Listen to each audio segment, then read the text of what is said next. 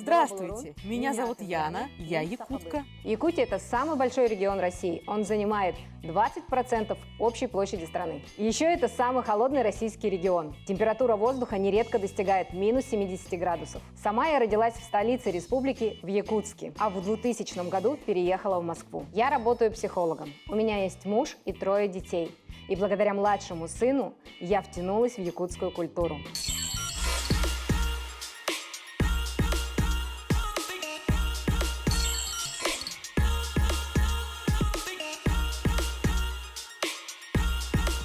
Сегодня в парке Коломенское национальный праздник якутов – Эсэх. Это якутский Новый год. Обычно он празднуется в летнее солнцестояние. И в Коломенском этот праздник отмечается с конца нулевых годов. И в прошлом году собралось аж 25 тысяч человек. Я сегодня пришла сюда со своей семьей. У меня сегодня здесь со мной мама, которая прилетела из Якутска, мой старший сын Тимур, младший сын Артур, моя дочь Эвелина и мой любимый супруг Максим. Эсэх обозначает изобилие. Изобилие, да, то, что мы вообще живем. Изобилие продуктов, изобилие, достаток, в смысле финансовый. Просто это все подразумевает, что изобилие всего. Все у нас уже есть.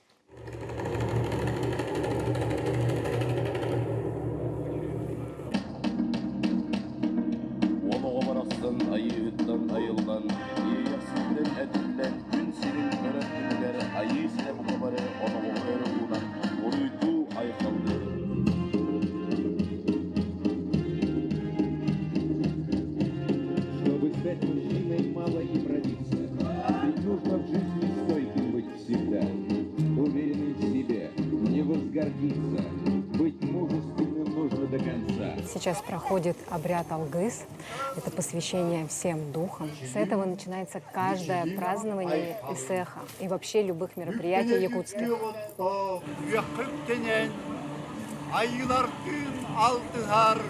Обряд проводит народный артист Республики Саха-Якутия Дмитрий Артемьев. И тех, кто проводит обряд Алгыса, называется алгысчитань. Поэтому он сейчас будет кормить огонь и угощать его оладьями и кумысом. Алгыс – это обряд благословения.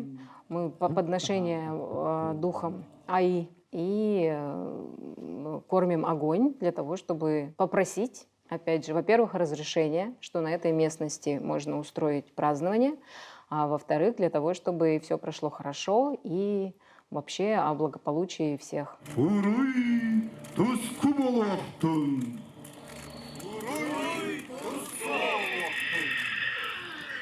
Сейчас все будут, как сравнимо «Славься», кричать «Славься». Руки к небу, благословение получаем через ладони.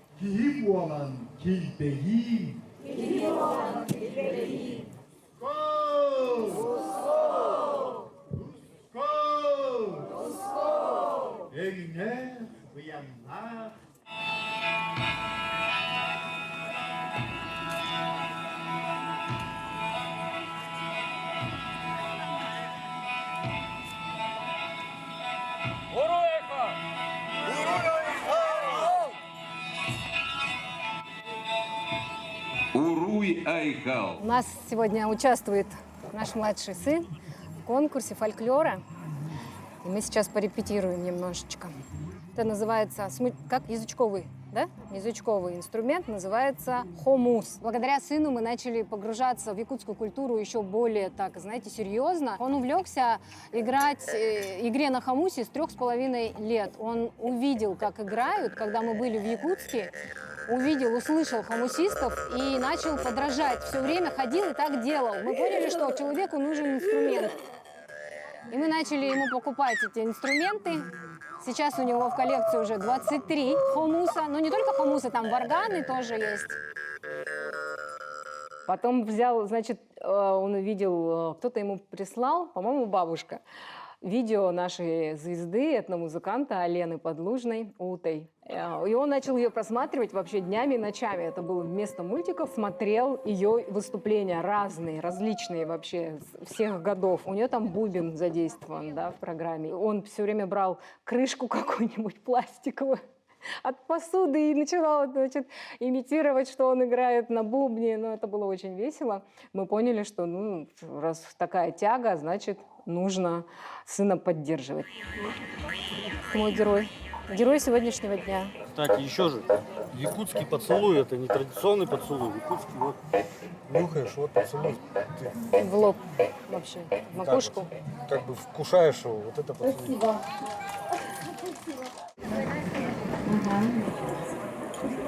Сейчас я.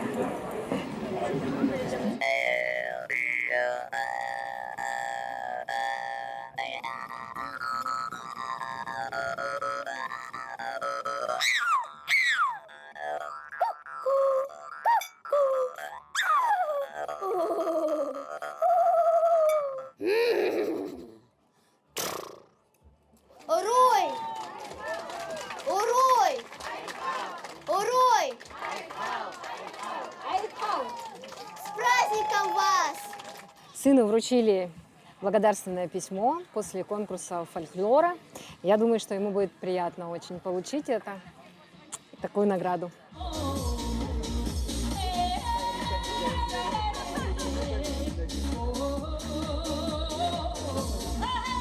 А еще мы всей семьей участвуем в конкурсе многодетной семьи. От нас требуется просто представить свою семью, и у нас будет творческий номер от нашего младшего сына. У нас двойная фамилия. Мы Агафоновы и Дрехинские. И у нас интернациональная семья, но мы оба с супругом из Якутска. И наши дети, младшие, рождены в Москве, а старшего мы специально ездили рожать в Якутск, чтобы все прабабушки, прадедушки и тогда, которые жившие еще, посмотрели и понянчились с ним. В Москве статус многодетной семьи дает бесплатный проезд в транспорте Москвы, скидки в музее, некоторые бесплатно даже музеи можно посещать, и парковка бесплатна. Молодец!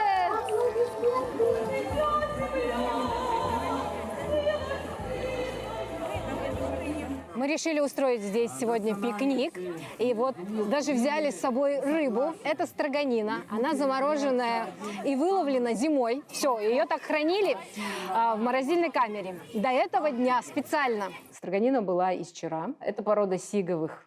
Чир, муксун, нельма, омуль. Белое мясо. Такое жирненькое, очень вкусное. Обязательно нужен для этих дел якутский нож, заточка на одну сторону.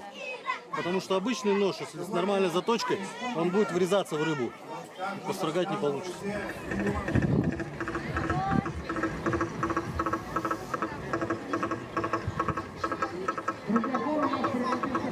Поскольку это праздник такой семейный, друзей, мы собрались здесь на пикнике со своими друзьями, с родственниками, близкими людьми. Давайте, угощайтесь. Вообще по-якутски такое называется тюгюльге. Тюгюльге. Место сбора родных, родственников, близких.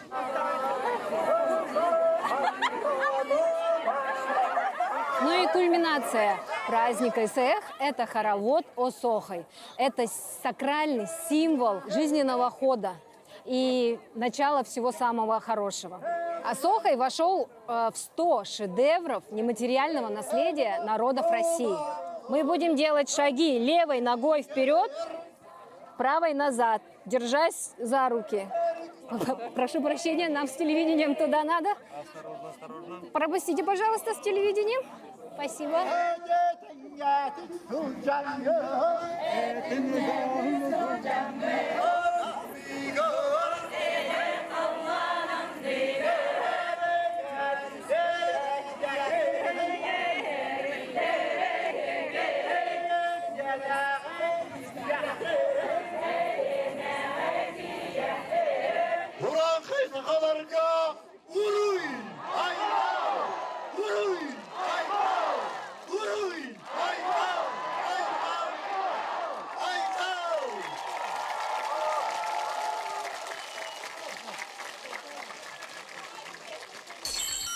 Три слова на якутском. Семья, праздник, браханьянан, выходной, эребю. Продукты из Якутии мы обычно привозим сами, когда ездим в Якутск. Либо нам отправляют родственники или друзья. Но когда нет такой возможности, но очень хочется покушать вкусной якутской еды, можно сходить в магазин северных товаров. В Москве их несколько. Мне удобнее всего ходить в тот, что на Аминевском шоссе. Поскольку Якутия является таким рыбным регионом, у нас очень много вкусной рыбы. Вот здесь продается чир. Из него мы делаем строганину. Но также можно его, естественно, и засаливать, и готовить, и коптить. Ух ты! Есть также муксун. Из него также делается и строганина, и соленая рыба, и готовят, и коптят. Есть поменьше и сик. Ой, он когда свежий, он так пахнет огурцом. Невероятно вкусно. Ух ты, здесь даже есть нельма, осетр. Вот это да. А можно кого-нибудь попросить, чтобы нам нельму вот эту продемонстрировали? Да, конечно. Тушка килограмм 16 весит. Обалдеть. Нельма – это вообще царица белорыбицы, это визитная карточка Якутии. Это самая потрясающая рыба, самая вкусная, самая жирная, самая нежная рыба. И сколько стоит, если целиком продать? Нельма в зависимости от веса, если крупная, то вот это 2500 за килограмм. 2500 за килограмм. Также мы делаем индигирку. Вот это тоже визитная мы... карточка Якутии, как и строганина. Салат индигирка. Делается тоже из сырой рыбы, режется кубиками, с лучком, соль, перчик и вот так вот. У нас, кстати, есть дегустация, вы можете Да вы что? попробовать. Нам повезло, мы сейчас еще и продегустируем сразу. Я могу все съесть. Пожалуйста.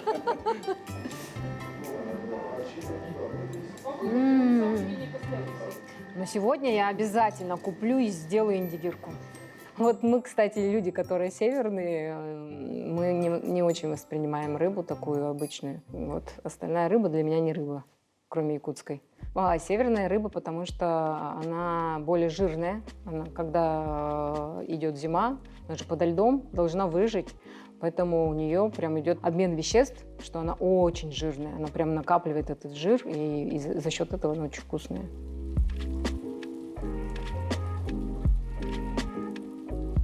Ух ты, есть икра омуля. Она может напоминать щучью икру, но она гораздо вкуснее. И она бывает так же, как из муксуна, чира, нельмы, соответственно. От нельмы чуть-чуть она покрупнее, желтого цвета. Так, что тут еще? Вау, ну это самое вкусное для меня из мясного. Такого, знаете, это язык оленя. Он тоже считается деликатесом. Ну, больше ценится, естественно, язык олененка. Здесь тоже похоже, что он не сильно большой. 100 грамм 450 рублей. Недешево, но оно того стоит. Давайте посмотрим, что там есть из соленой копченой рыбы. Есть юкола. Это, знаете, у нас раньше юколу делали для того, чтобы кормить собак. Сейчас это стало очень популярным деликатесом. Ее чуть-чуть подсаливают и вот так продают закуски к разным напиткам. 3 слова на якутском. Магазин магагын, продукты асölь, покупки атылагын. Пока мы были в магазине, мама успела приготовить суп из утки. Утка обязательно должна быть дикой. Суп готовится по-якутски. Обязательно из муки. Бульон с мукой. Это называется сели. У нас охотники же. И мужчины ездят на охоту до сих пор. И вот эта уточка была подстрелена этой весной. Раньше у нас это было часто, когда папа был жив. Папа был охотником, ну, любил ездить на охоту. А сейчас это очень редкое удовольствие. У нашей утки, во-первых, они небольшие. Во-вторых, у них черное мясо, ну, такое темно-коричневое мясо. Вкус совершенно другой. И, конечно же, отварная жеребятина. Она готовится обязательно, вот как это, medium, да, называется, чтобы обязательно было немножко сукровицей. Тогда она получается мягкая и вкусная. Вообще лошадь, хоть и священное животное, от жеребят принято кушать из-за полезности. Я живу в Москве, поэтому я ее ем не так часто, как хотелось бы, и я ее ем в сыром виде. Так же, как строганину, замороженную, вот так вот строгаю и ем. А я допекаю оладьи. Якуты используют оладьи не только как обычное блюдо, но и как обрядовое. Перед началом трапезы, если где-то собираемся, мы всегда угощаем духов На новое оладьями. место, Если приезжаем на новое место, в гости, на природу, неважно куда, мы всегда как бы даем дань духам. Москва город, ты 4 минолар бунчойдык көрөністен, артачойдык здоровойдык байдык олордунар. Я сказала, чтобы все духи города Москвы хорошо относились к моим детям, и чтобы они хорошо жили, были все здоровыми и дружными. Ну, наконец-то мы все собрались за столом. И, естественно, за каждым столом в якутской семье без строганины никак нельзя. Ее выносят так, чтобы начать с нее, пока она холодная и мороженая. Кушайте, пожалуйста.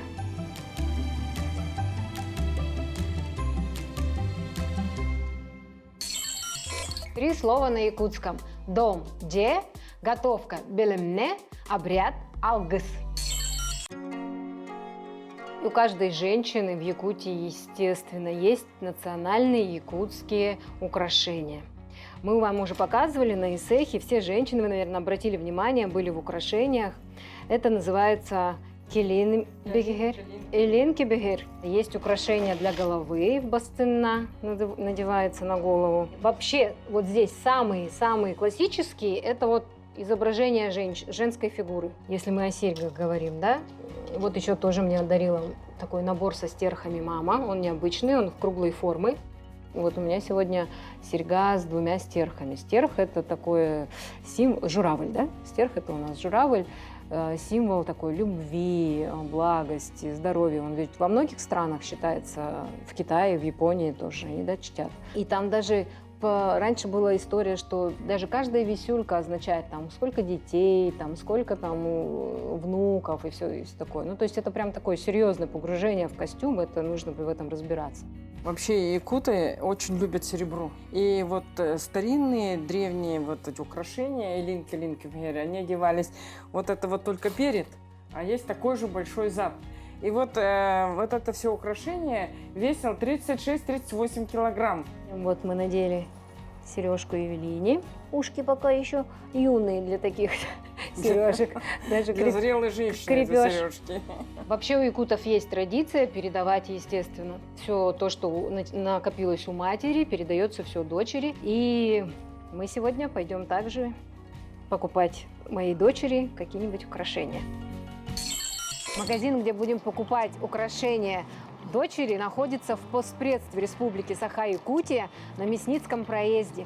Там работает подруга моей мамы, и она нам поможет выбрать украшения, которые точно подойдут для нашей девочки.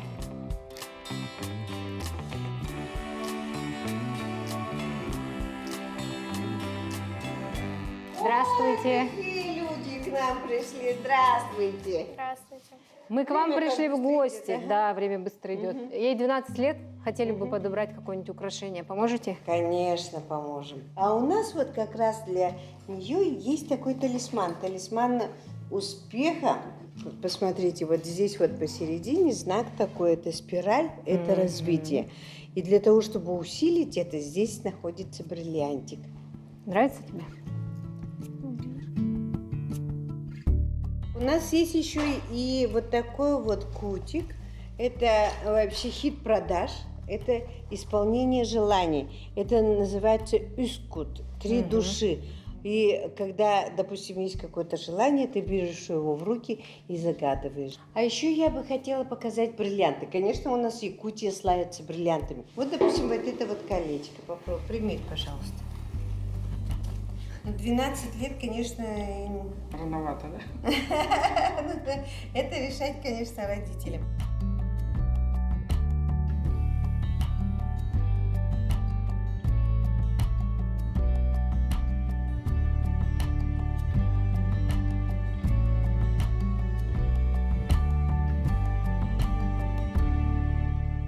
Ну все. Как раз. Да. Берем кольцо и подвеску. И еще несколько слов на якутском языке. Мама – ием, дочь – кыхым, подарок – белех.